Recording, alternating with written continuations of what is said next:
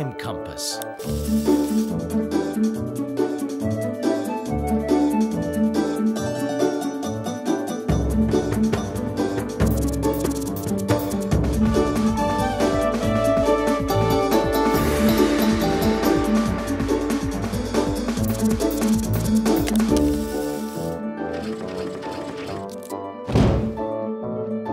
Ancient China, Part 1.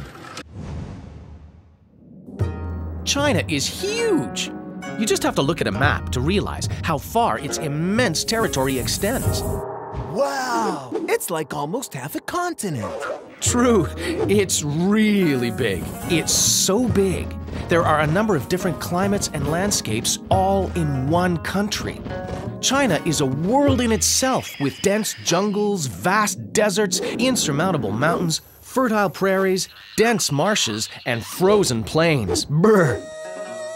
Long ago, the Chinese saw that the world was made up of very different things, and that each thing had its opposite. They began to think of nature as something in balance, a harmony of different opposing forces. So if it was cold in one place, it was because it was hot in another. If the earth existed, it was because air existed too. If the sun shone during the day, it was the moon that ruled at night. Men had male energy, women had female energy. Opposite, but in balance. These observations about the nature that surrounded them is the basis of a philosophy. They used this philosophy to build a great civilization that has lasted for thousands and thousands of years. Creating an empire. The Yellow River makes a line right through the middle of China.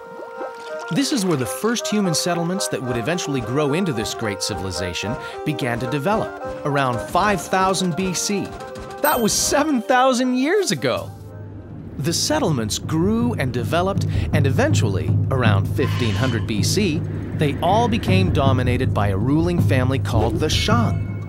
Because the rulers were all from the same family, we call it a dynasty. The Shang dynasty ruled for over 700 years. Then, the Shang dynasty was replaced by the Zhou dynasty.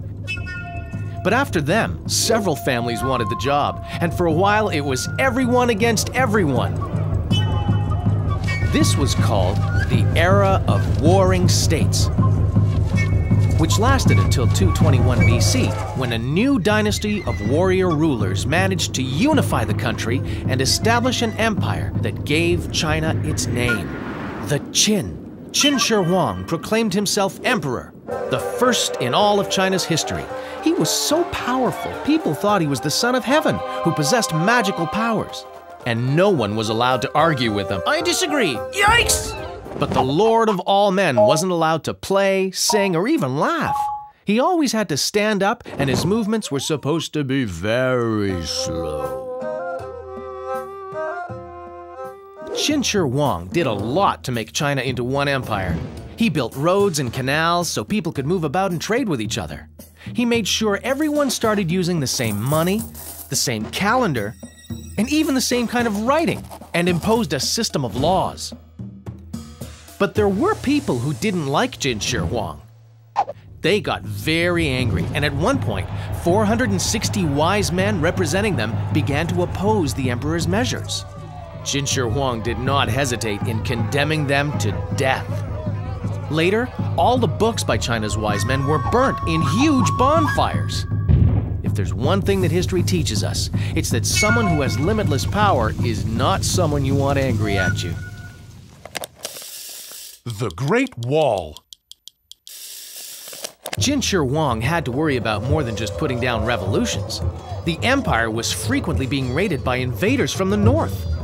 Qin Shi Huang wanted to keep them out. But how? His plan was simple. He would build a huge wall all along the border of his empire. Building the Great Wall of China would be one of the largest construction projects in human history. Construction of the wall was started during Qin Shi Huang's reign, but it was carried out in various stages, and construction lasted over 2,000 years. By the end, the wall was 9 meters tall and 7,300 kilometers long. That's as long as all of South America. The wall winds through valleys, mountains and deserts, and connects together over 25,000 watchtowers. Building the wall involved a superhuman effort.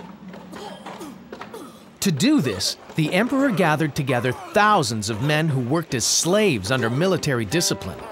Many of them died of exhaustion, and their bodies were buried within parts of the wall that were being built. So not only is it the largest wall, but it's also the longest cemetery in the world. The wall served as a defense, but it also helped to unify the empire, because a path stretched along across the top of it, making it possible to travel from one point of the empire to the other. So merchant caravans could travel across it and sell their products without the fear of being ambushed by bandits or thieves. You can't take my stuff if I'm on this wall, haha! But let's get back to Qin Shi Huang. When the emperor came to the end of his life, he decided his death would be on as large a scale as his life. The Chinese believed that when you went to the afterlife, you could take things with you.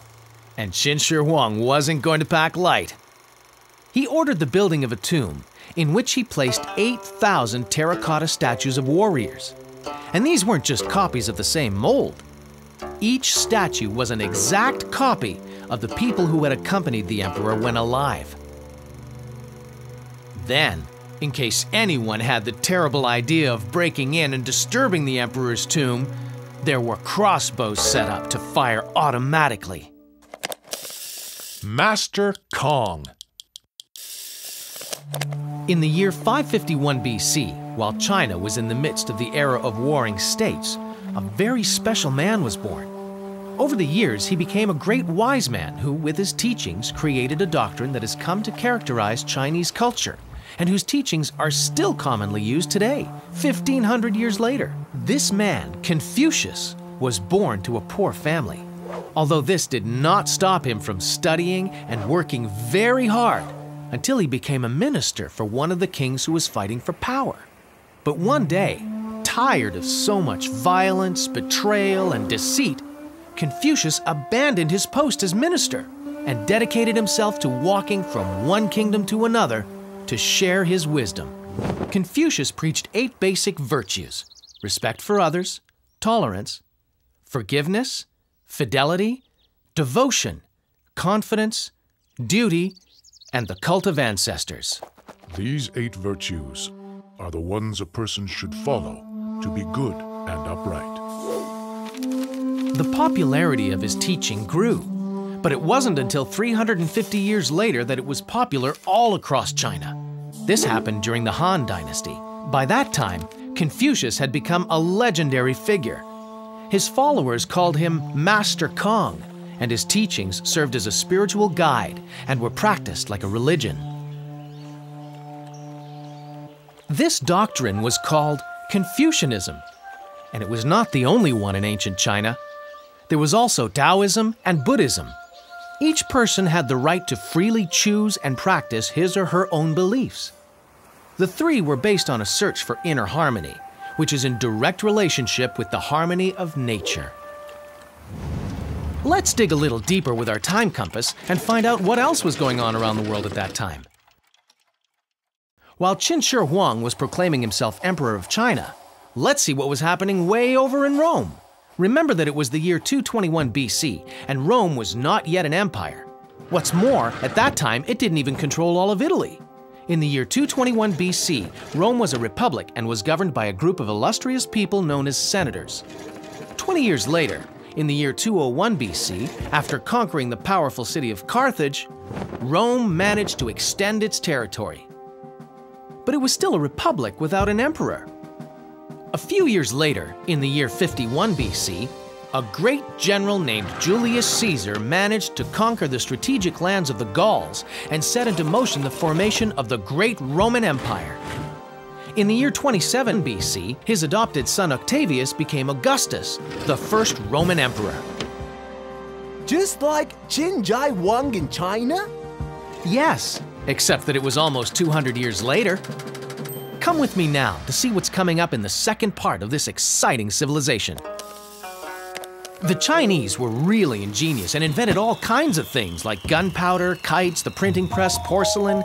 But perhaps the world's most exciting discovery was made by worms. That's right, worms. You see, 5,000 years ago, the Chinese discovered that each one of us, just before becoming butterflies, makes a cocoon by rolling up a single, very fine thread. The Chinese wove this thread into silk. This wonderful material became prized all over the world, and everyone wanted some. The Chinese and their silk would become famous throughout the world.